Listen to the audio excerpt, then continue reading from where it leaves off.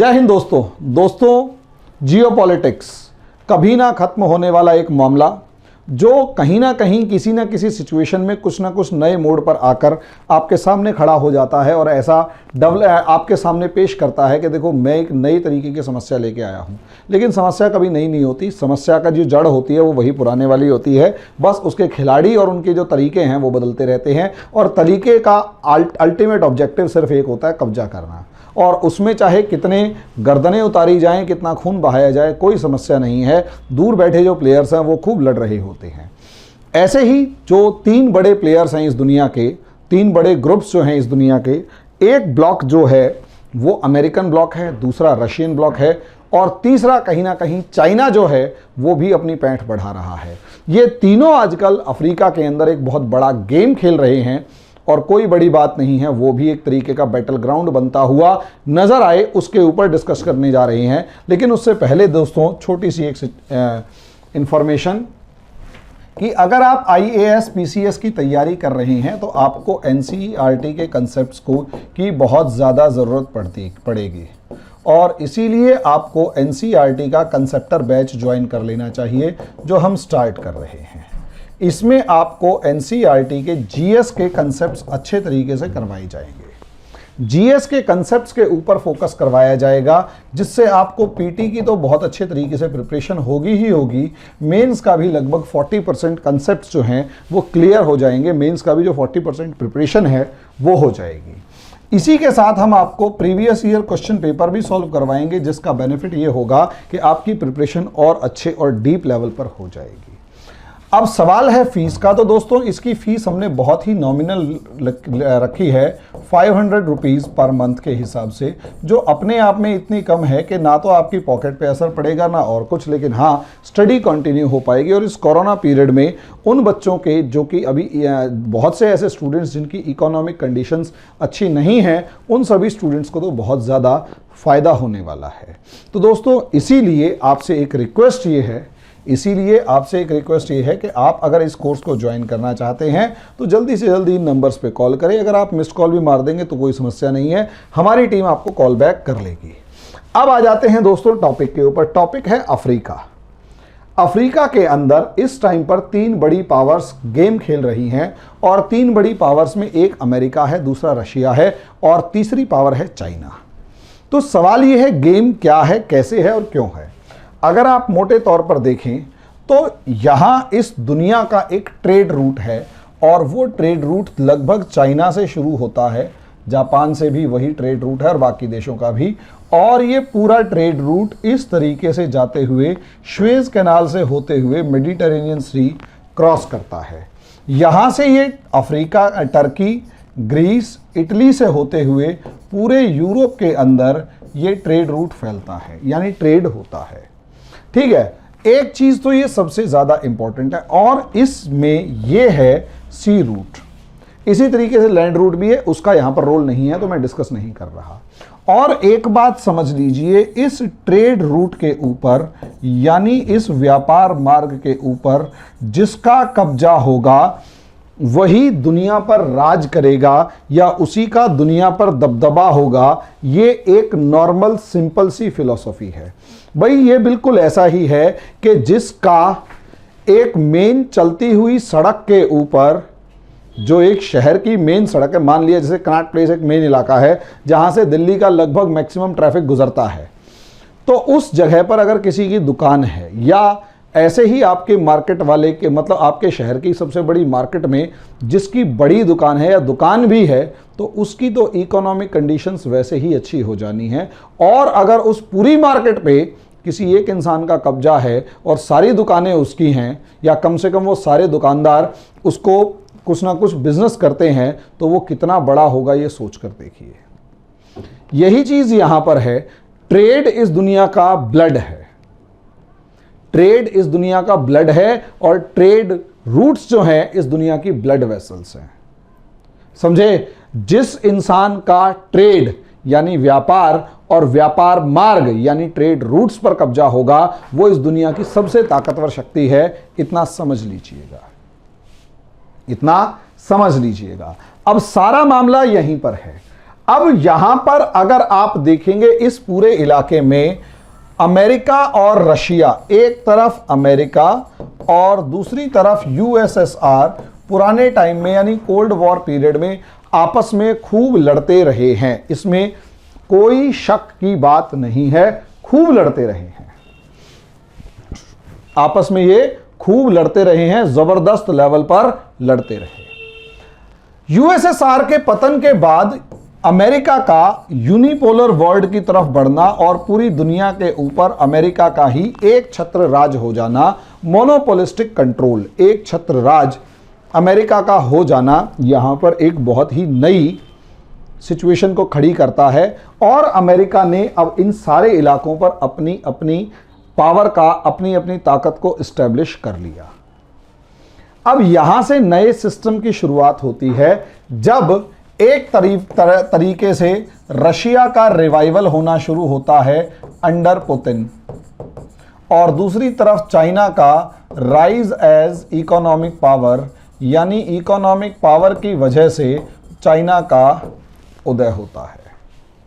अब जब ये सिचुएशन है कि एक तरफ rise of China as an economic power और rise reemergence of Russia as an military power, तो अमेरिका और नाटो कंट्रीज यहां पर अब फंस गए।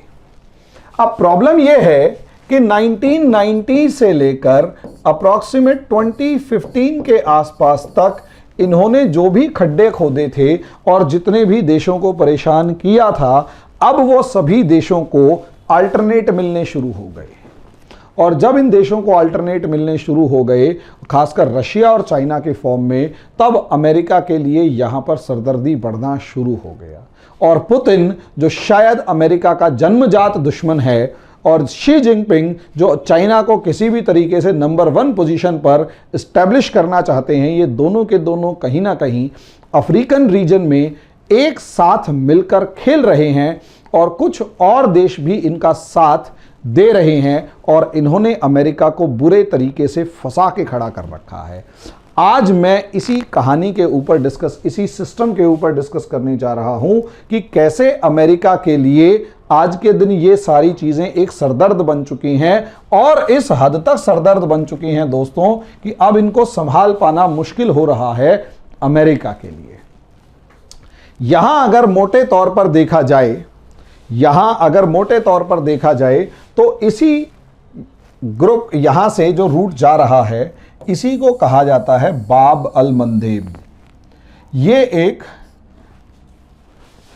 स्ट्रेट है बाब अल मंदेब। अगर आप ये देखेंगे तो बाब अल मंदेब नाम की स्ट्रेट है। ये एक चौक पॉइंट है, छोटा सा, लगभग 50-55 किलोमीटर चौड़ी ये जगह है, जहां से बहुत ही आराम से, मतलब बहुत ही मुश्किल से जहाज आर पार निकल पाते हैं। और खासकर इस इलाके पर जिसका कब्जा होगा, वो सोचकर देखिए ट्रेड पर कंट्रोल करके रखेगा। अब यहां आसपास के देशों को अगर थोड़ा सा आप लोग देखेंगे तो आपको अलग ही कहानी समझ में आएगी, और बहुत से लोग तो ऐसे होंगे जिन्होंने इन देशों के नाम तक नहीं सुन रखे होंगे, क्योंकि यहां इस बाब अल मंदेब के आसपास छोटे देश हैं और कमजोर देश हैं। एक देश है इरिट्रिया, इथोपिया, जिबूती, ये 3 तो कमजोर देश हैं, और यहां सोमालिया और ये सूडान, ये एक तरफ हैं। दूसरी तरफ अगर आप देखेंगे तो यहां पर यमन है और ये सऊदी अरेबिया है। अब आप यहां के गेम प्लान को समझिए, क्या मामला है। गेम प्लान यहां पर यह है कि इसमें सबसे इंपॉर्टेंट और स्ट्रेटेजिक लोकेशन पर जिबूती है। जिबूती एक छोटा सा देश है जिसके पास बहुत ज्यादा पैसा नहीं है, लेकिन वो क्या करता है, वो दुनिया के अलग अलग देशों को एक एक मिलिट्री बेस दे देता है। हर देश को जो भी उसके पास जाएगा उससे बात करेगा और उसे एक मिलिट्री बेस दे देगा। जैसे अमेरिका का यहां पर सबसे बड़ा मिलिट्री बेस है जो $60 बिलियन साल के जिबूती को सिर्फ उस बेस के नाम के देता है।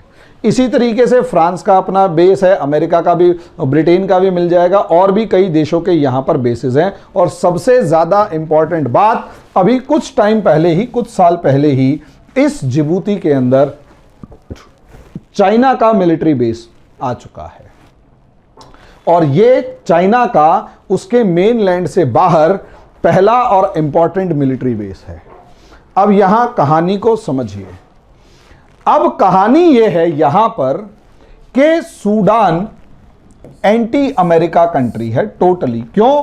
क्योंकि 1998 में बिल क्लिंटन ने सूडान के अंदर 1998 में बिल क्लिंटन ने सूडान के अंदर बम्बार्डमेंट करवाई थी, हवाई जहाजों से बम गिरवाए, और उसके बाद सूडान के ऊपर बहुत सारे सैंक्शंस लगाए अमेरिका ने, और सूडान की हालत खराब कर दी। इसी तरीके से अगर आप देखेंगे तो सोमालिया के अंदर भी ऐसा ही कुछ किया। 2001 के अंदर अमेरिका ने सोमालिया के अंदर कुछ वार लॉर्ड्स, यानी जो मतलब लोकल टाइप के, गुंडे टाइप के नहीं होते, उन वार लॉर्ड्स के साथ मिलकर सोमालिया के अंदर जो इस्लामिक जिहादिस्ट रजीम थी, इस्लामिक जिहादिस्ट रजीम, इस्लामिक जिहादिस्ट रजीम थी, उस इस्लामिक जिहादिस्ट रजीम के खिलाफ युद्ध छेड़ दिया। और खास बात यह कि इस्लामिक जिहादिस्ट रजीम जीत गई, और America lead warlord group alliance जो था, वारलॉर्ड अलायंस जो थे, वो हार गए। यहां सोचकर आप देख सकते हैं, अमेरिका जैसा देश सोमालिया जैसे देश में हमला करता है और हार कर बाहर आता है, और वो जिहादिस्ट रजीम ताकतवर बनकर उभरती है। अमेरिका का जब वहां से संतुष्टि नहीं हुई, अमेरिका को जब वहां से दिल नहीं भरा, तो इथोपिया की सेना के साथ मिलकर सोमालिया पर हमला करवा दिया। इथोपिया की सेना के साथ मिलकर सोमालिया पर हमला करवा दिया। नतीजा ये हुआ, सोमालिया के अंदर, सोमालिया ने पूरी ताकत के साथ, वो जो जिहादी रजीम थी उसने पूरी ताकत के साथ इथोपिया की सेना के साथ लड़ाई लड़ी, और अल शबाब नाम का मिलिटेंट ग्रुप एस्टेब्लिश हुआ।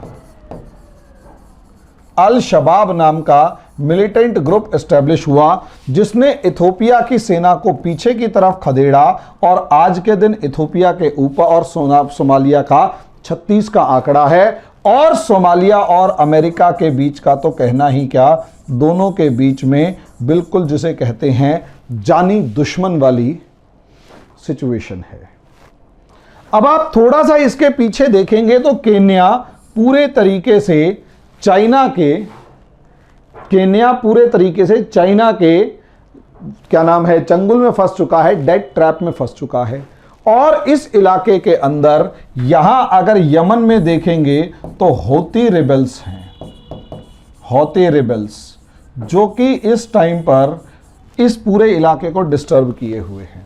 तो सोच कर देखो मामला क्या है और क्या चल रहा है। शॉर्ट में अगर आपको यहां समझ में आए, शॉर्ट में अगर आपको समझ में आए तो कैसे ये पूरे का पूरा, कैसे ये पूरे का पूरा जो अफ्रीकन कॉन्टिनेंट है, ये कहीं ना कहीं अमेरिका के हाथ से खिसकता जा रहा है, इसे समझिएगा। यहां सूडान एंटी अमेरिका है, इसमें कोई शक की बात नहीं, क्योंकि पिछले 22-25 साल से सूडान के ऊपर अमेरिका ने सैंक्शंस इतनी बुरी तरह लगा रखे हैं कि दुनिया का कोई भी देश ना तो उससे बात करता, ना इन्वेस्टमेंट कर रहा। तो सूडान वैसे गुस्से में है। सोमालिया वैसे गुस्से में है क्योंकि सोमालिया के जिहादी रजीम के साथ अमेरिका का 36 का आंकड़ा है, और अल शबाब जिसका सोमालिया के ऊपर कब्जा है, उसको टेररिस्ट ऑर्गेनाइजेशन घोषित किया हुआ है। यहां मजे की बात यह है, यमन के अंदर हौती रिबेल्स हैं, और ये जो हौती रिबेल्स हैं ये पूरे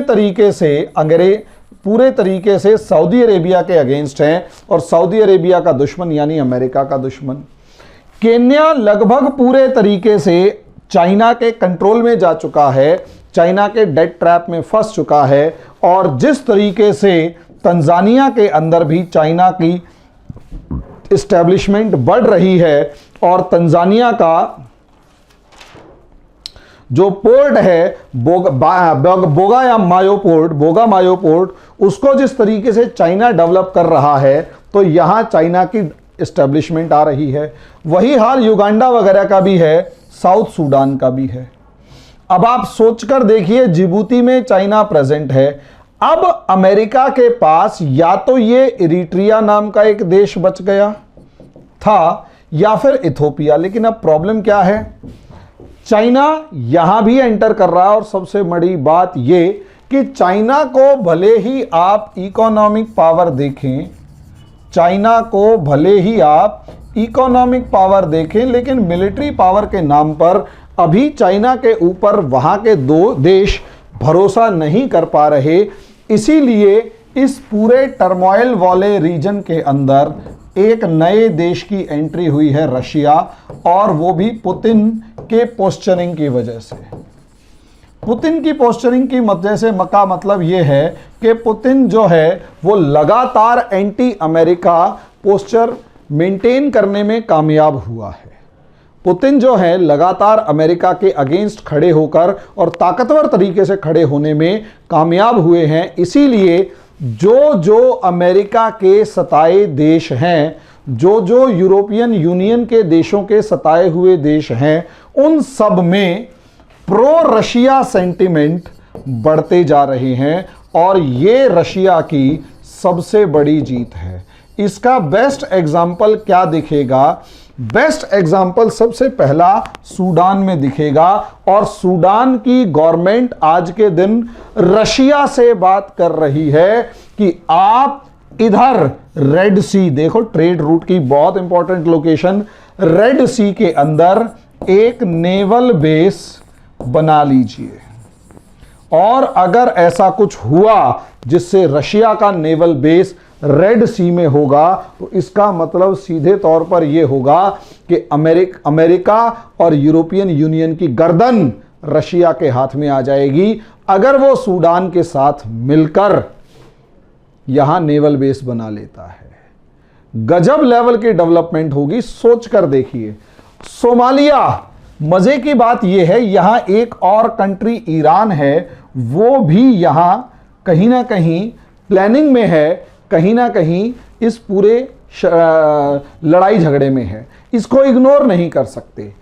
ईरान पूरे तरीके से हूती रिबेल्स को सपोर्ट कर रहा है। और मजे की बात ये, ईरान की ही बड़ी अमाउंट में सप्लाई लाइंस और सपोर्ट सोमालिया को है। और सोमालिया से ही बहुत तेजी के साथ वो सारा सामान यमन पहुंचाया जाता है। बहुत छोटा सा रास्ता है ना, तो यमन के हूती रिबेल्स को पहुंचा दिया जाता है।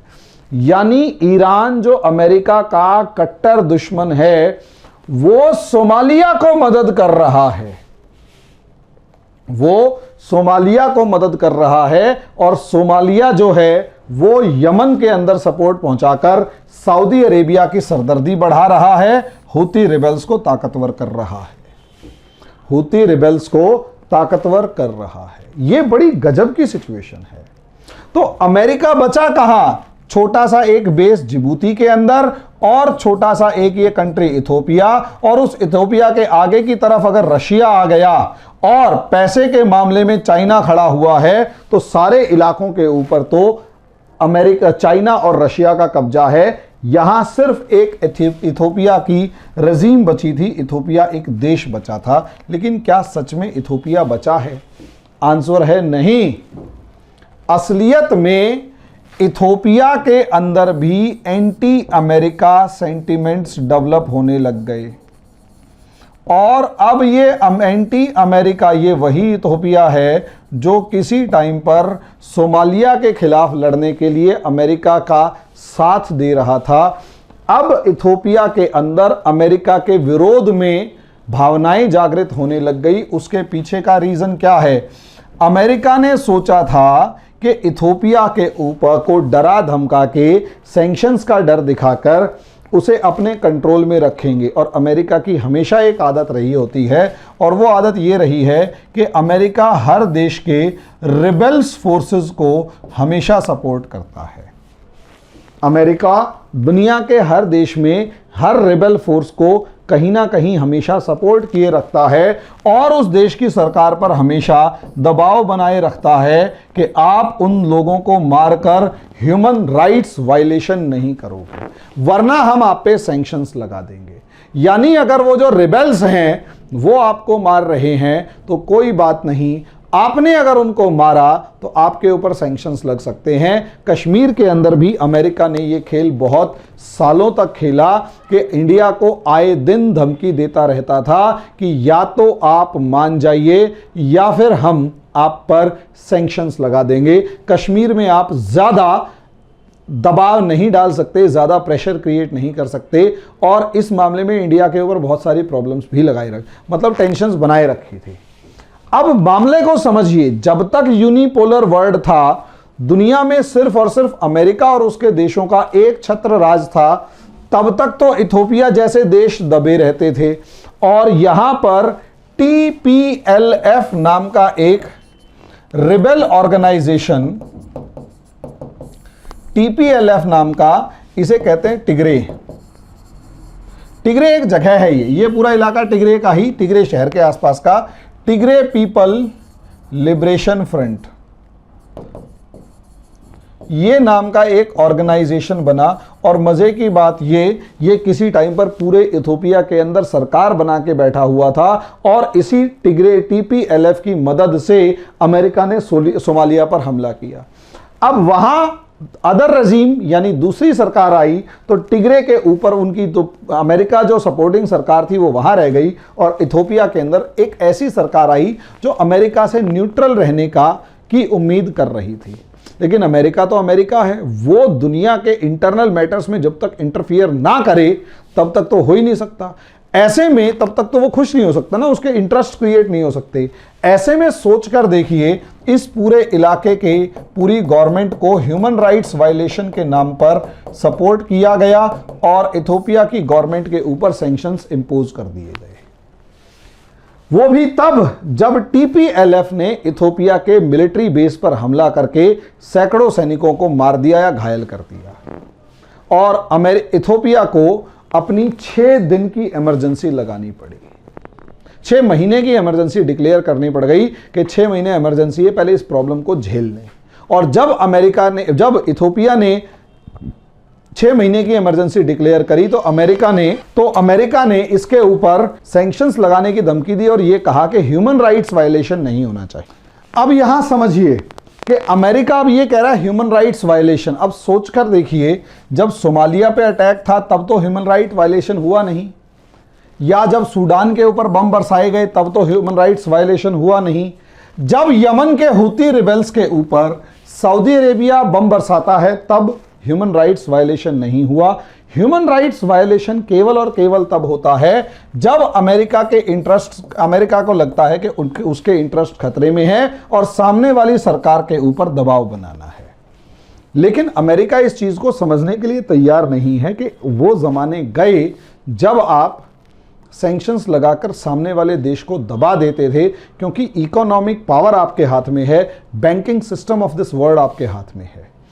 यहां अमेरिका जैसे ही किसी देश पर सैंक्शन लगाता है, चाइना अपना थैला भर के पैसा लेकर उस देश में पहुंच जाता है। जैसे सूडान, चाइना पहुंच गया, आज के दिन सूडान पूरे तरीके से चाइना के कंट्रोल में है, चाइनीज इन्वेस्टमेंट जबरदस्त हैं। Somalia, Kenya, Tanzania, Uganda, Rwanda, Burundi, सब चाइनीज इन्वेस्टमेंट से भरे पड़े हैं। Dominic Republic, Central African Republic, Cameroon, Gabon, सब चाइनीज इन्वेस्टमेंट से भरे पड़े हैं। और मजे की बात, इन सब पर अमेरिका ने किसी ना किसी तरीके से थोड़े बहुत या ज्यादा सैंक्शंस लगा रखे थे, दबाव बना रखा था।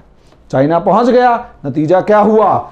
आज के दिन इस पूरे इलाके को देखा जाए तो अमेरिका की प्रेजेंस कहां है और रशिया की प्रेजेंस कहां है। जिबूती में अमेरिका प्रेजेंट है, इरिट्रिया में अमेरिका की प्रेजेंस है और इस इलाके के अंदर छोटा सा जो इलाका टिग्रे वाला है इसके अंदर प्रेजेंस है। लेकिन अगर देखा जाए सूडान, यहां पर रशिया प्लस चाइना प्रेजेंट है, इथोपिया यहां पर रशिया प्लस चाइना प्रेजेंट है, सोमालिया यहां पर रशिया प्लस चाइना प्रेजेंट है, जिबूती यहां चाइना प्रेजेंट है, यमन यहां पर ईरान प्रेजेंट है।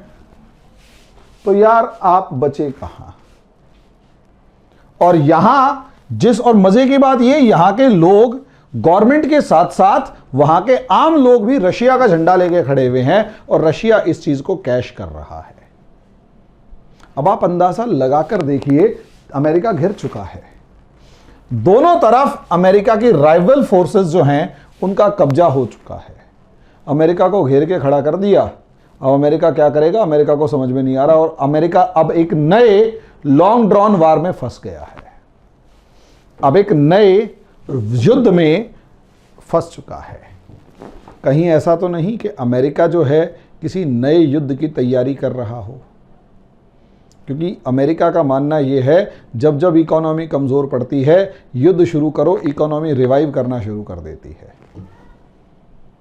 और अगर ऐसा है तो दुनिया के लिए इस टाइम पर वर्ल्ड ऑर्डर के लिए बहुत खतरा है, बहुत खतरा है। और खासकर इस रूट पर होने वाले ट्रेड के लिए बहुत खतरा है। और अगर अमेरिका की प्रेजेंस यहां पर कमजोर होती है, जो होती हुई दिखाई दे रही है, अगर अमेरिका की प्रेजेंस यहां पर कमजोर होती है तो आने वाले समय में यहां पर इस ट्रेड रूट पर बहुत प्रॉब्लम्स आने वाली हैं। इस चीज को समझ लीजिए भाई। यहां पर केन्या में चाइना प्रेजेंट है, साउथ सूडान में चाइना प्रेजेंट है, सेंट्रल इसमें सब जगह, अफ्रीका में तो चाइना का ही रोल इस टाइम पर सबसे ज्यादा है।